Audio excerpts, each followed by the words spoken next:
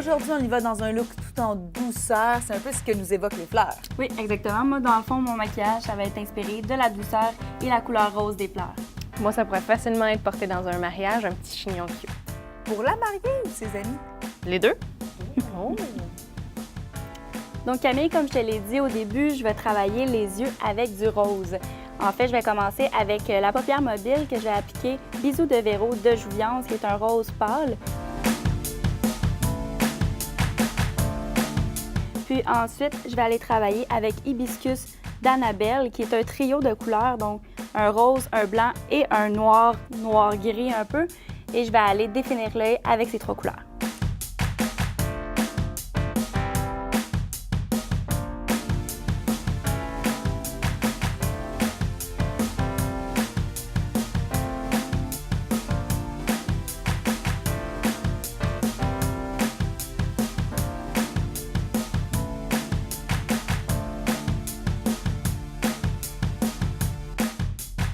Maintenant, je trace une ligne à la base de tes cils avec le traceur liquide Eye Ink d'Annabelle. Pour allonger tes cils, je vais utiliser le mascara sur mesure de Jouviance. Alors Camille, comme je te l'ai dit plus tôt, on ne va pas travailler avec le fard à joues aujourd'hui parce que justement, on a appliqué du rose sur les yeux et on va appliquer du rose sur les lèvres. Donc, ça va faire trop chargé.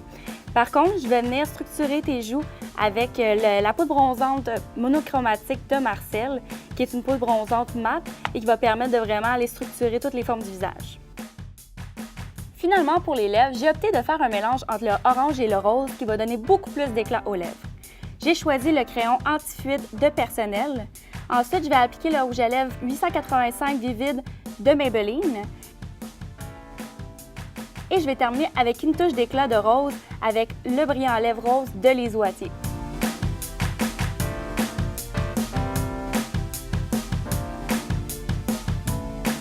Kat, tu me dis que tu vas faire une coiffure pour un mariage, mais on peut porter à peu près n'importe quoi à un mariage. Absolument. Donc, ce que je vais donner comme exemple aujourd'hui, c'est un chignon simple à faire qui semble beaucoup plus compliqué qu'il l'est en fait. Donc, la mariée peut le porter, les invités peuvent aussi, les filles d'honneur. Et le chignon, on peut le faire très haut, en plein milieu. On le fait où? On peut, mais moi, je le ferai du côté gauche plus bas. Ça donne un petit look romantique. Est-ce que toutes les filles peuvent le faire ou il faut avoir une bonne longueur de cheveux? Il faut avoir un minimum de longueur, pas mal comme la tienne, ou qui touche les épaules avec. La première étape va être de vaguer quelques mèches aléatoires avant de faire 3 petites queues de cheval du côté gauche de la tête de Camille.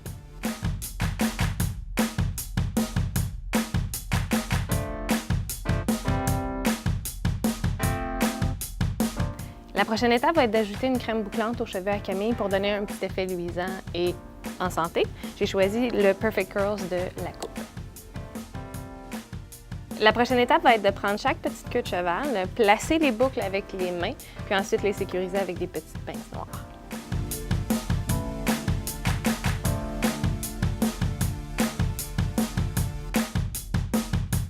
C'est un maquillage et une coiffure tout en douceur. C'est quoi les trucs les plus importants à se souvenir? Le plus important, c'est que les couleurs s'harmonisent.